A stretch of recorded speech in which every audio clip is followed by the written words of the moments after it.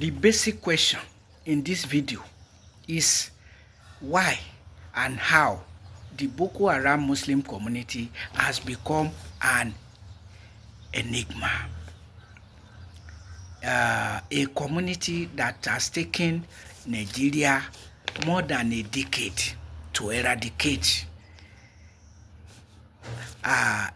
Nigeria having one of the best forces and well-equipped military forces, defense forces in Africa. Well, you have to group Nigeria with the likes of Egypt and South Africa. I don't know whether Nigeria's come first, second, or third, but in that echelon. So, and the Boko Haram Muslim community being a small group of people, why is it that it has taken Nigeria so many years to eradicate a small Muslim community? That is the basic issue. And you can make your own opinion known in the comment section. That since 2009 to 2025, a period of about 16 years or what, and Nigeria is still battling with the community. Notwithstanding the might of Nigeria's military forces or defense forces. Occasionally, you will hear that the thousands of the Boko Haram militants were eliminated, or hundreds of them were eliminated. And you begin to ask, what is the population of the Boko Haram community itself? That Nigeria, with more than 200 million population and mighty defense forces, have been unable to eradicate the community. That is the enigmatic nature of the Boko Haram Muslim community. And about 2 days ago, we were told that the Niger Republic military forces have killed the leader of the Boko Haram Muslim community and his deputy. And so government is being congratulated with particular reference to the Kwara State Governor Abdurrahman Abdurrazak, who is the chairman of Nigeria's Governors Forum, drumming support for the re-election of Bola Ahmed Tinubu. But you ask yourself, even if the two leaders of the Boko Haram Muslim community were eradicated, how far with the Boko Haram itself? Because the leaders are not the first leaders of the Boko Haram Muslim community to be killed. Mohammed Yusuf himself and some of his staunch supporters were killed extrajudicially in police custody. And after that, Abubakar Shekau was killed. Not to mention other leaders of the community.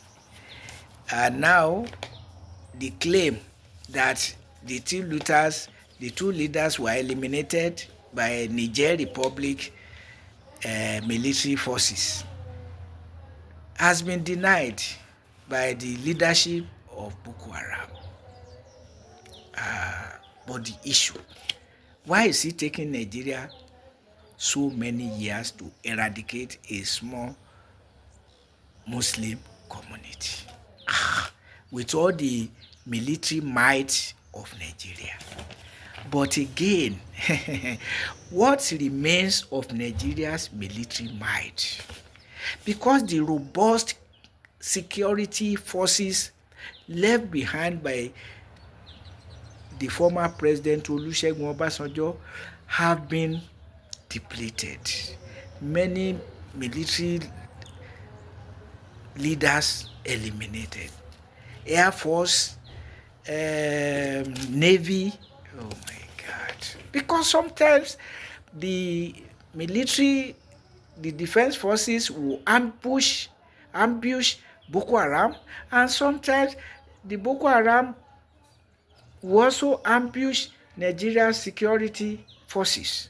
There was a time the Boko Haram Muslim community during the presidency of Olusegun Goodluck Ebele Asikwe Jonathan, when late in the night they invaded the camp of Nigeria's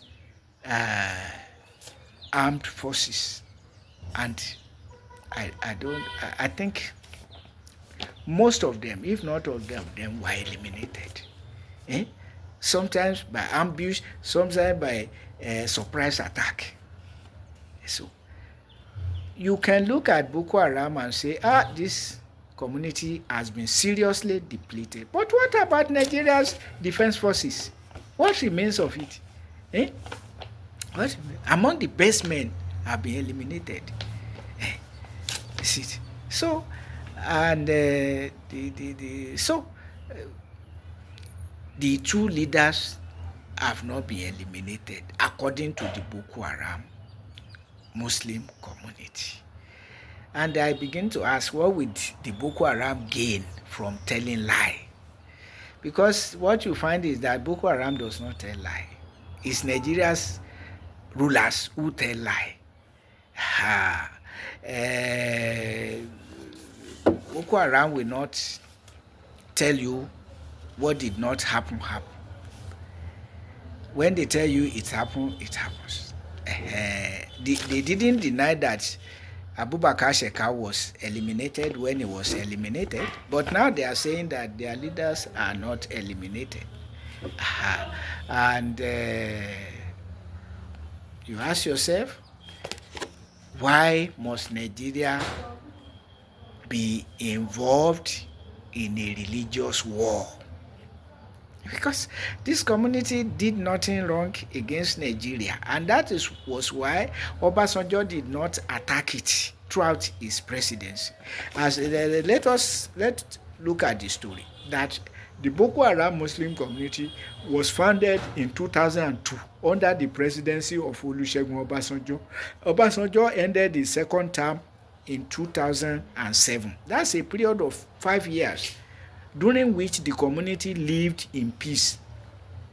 But we were hearing later that the Fulani Muslim imperialists were pressurizing Olusegun Obasanjo to attack President Olusegun Obasanjo to attack the community, but he refused.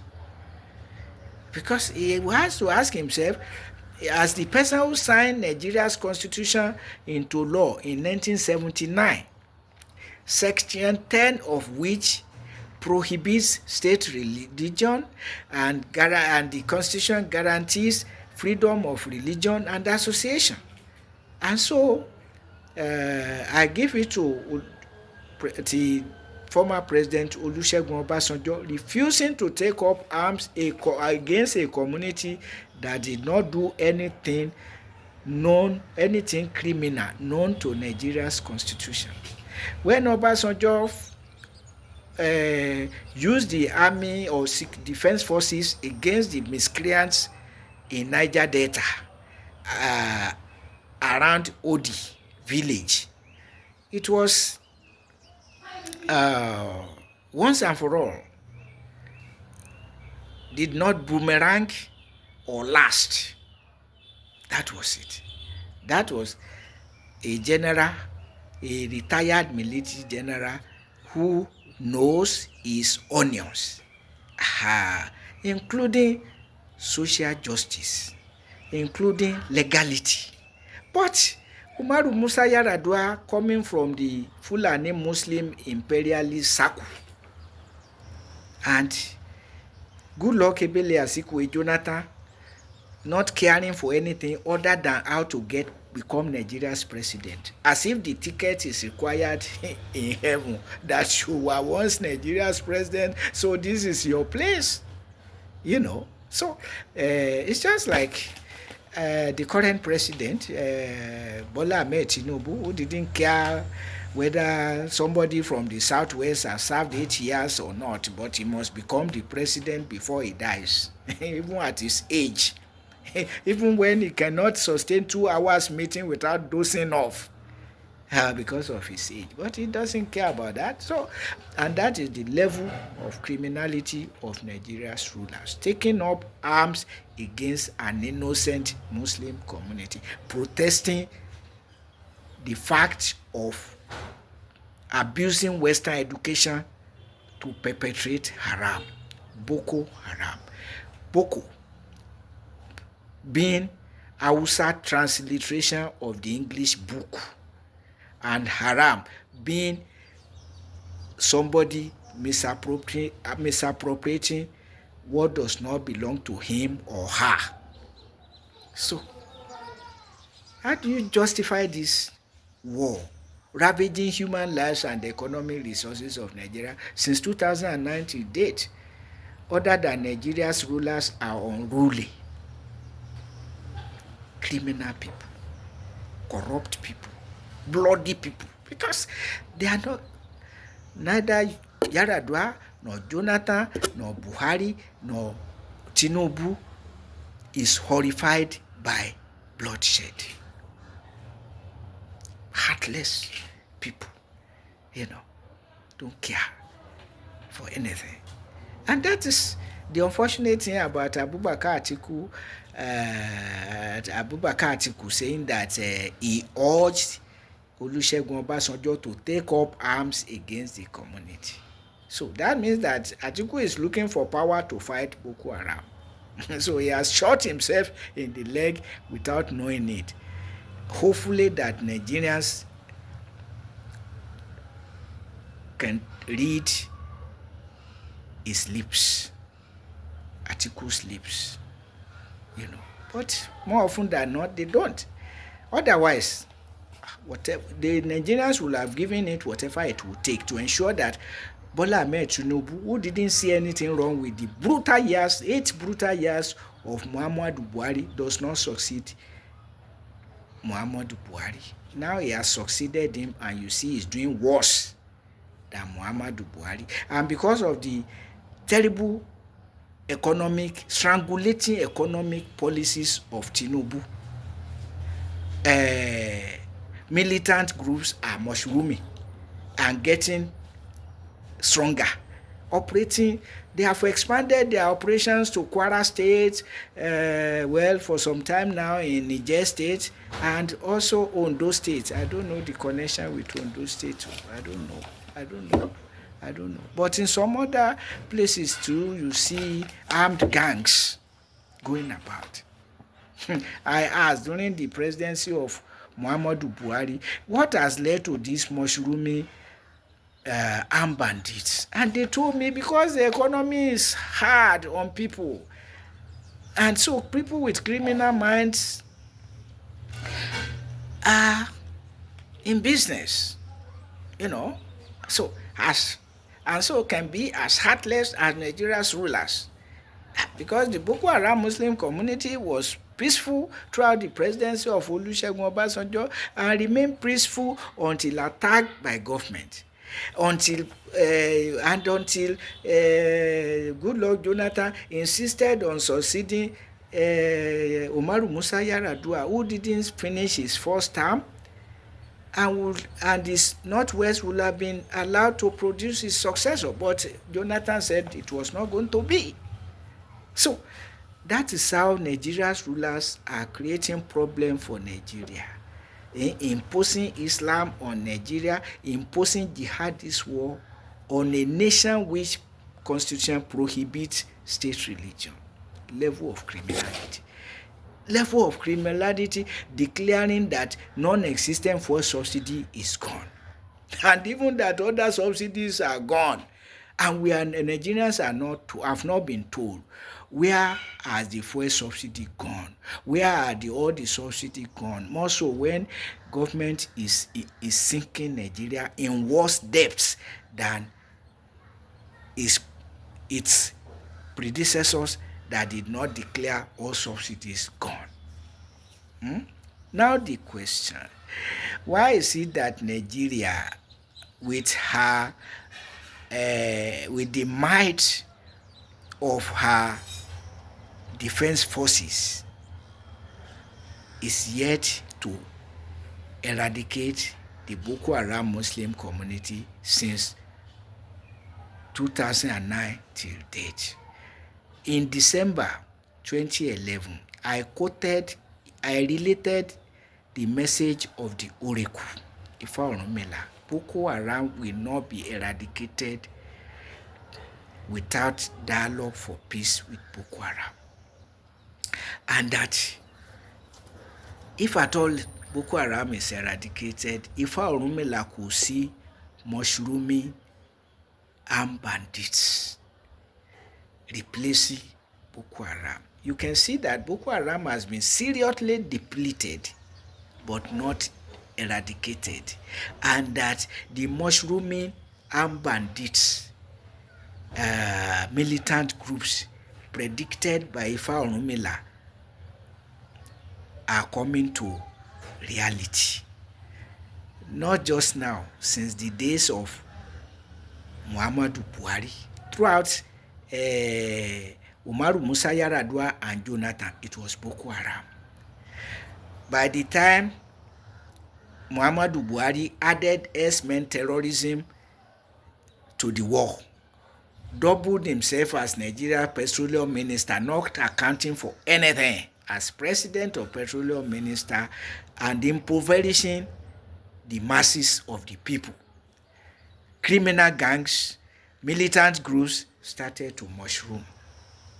Because don't forget what Boko Haram is protesting: perpetration of Boko Haram, abuse of Western education to misappropriate and embezzle public funds, leading to worsening mass abject poverty and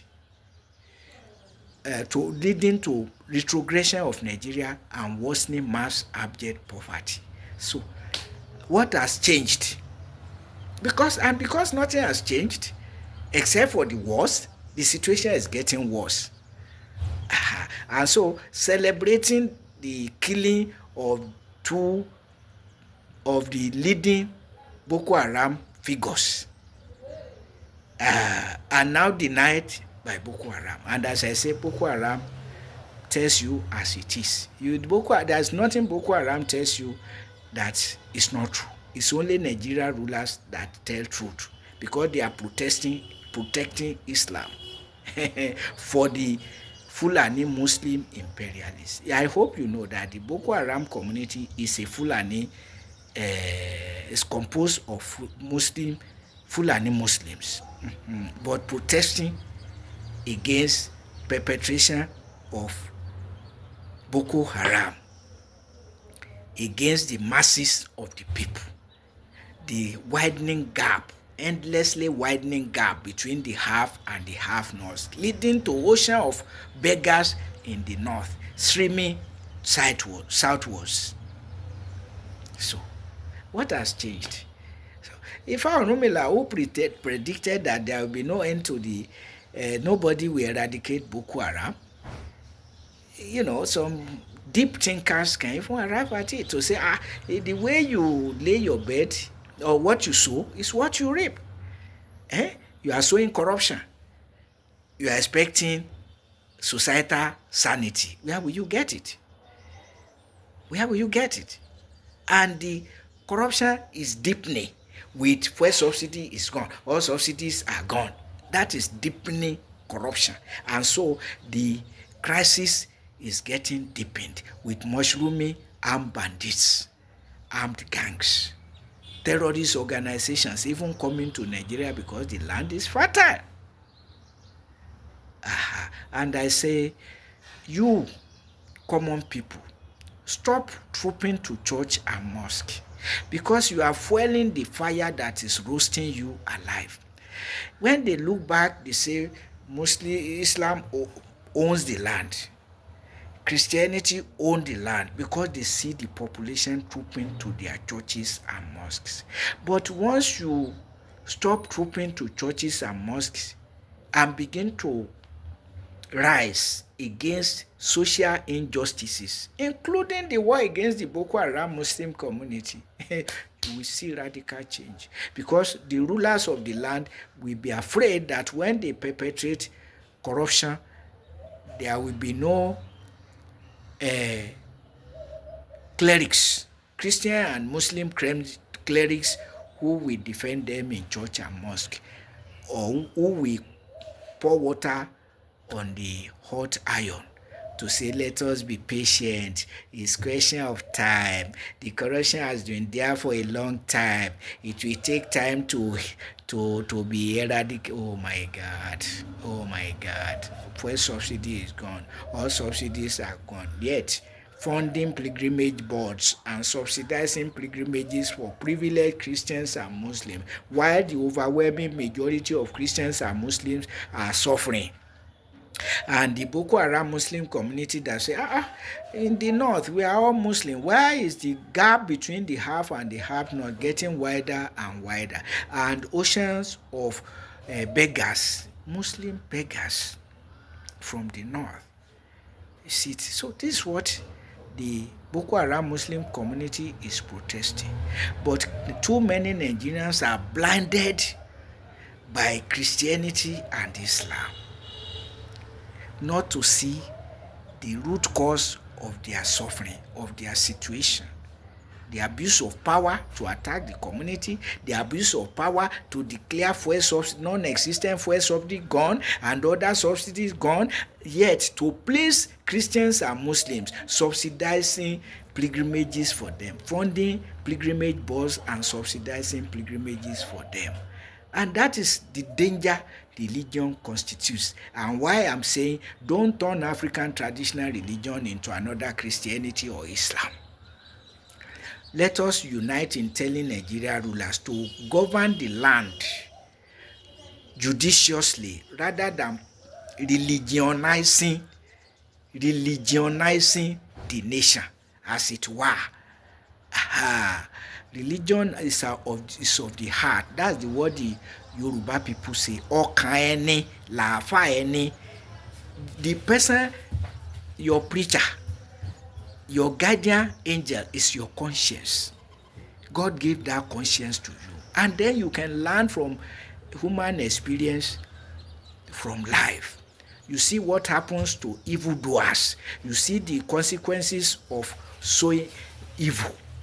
Because whoever sows evil will reap evil. Things like that are in society and Christianity and Islam are not about social justice, morality, conscience, mercy, charity, consideration for others. No, they are not. They are about you becoming a member, an adherent. That's what they want, to conquer the whole world and control the whole world.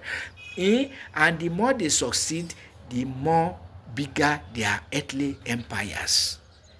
That is it. So stop trooping to church and mosque if you want to regain your life, if you want to regain your sanity. No virgin woman gave birth to God who redeemed the world. No angel brought any book from heaven. Enough is enough of foolery and deception.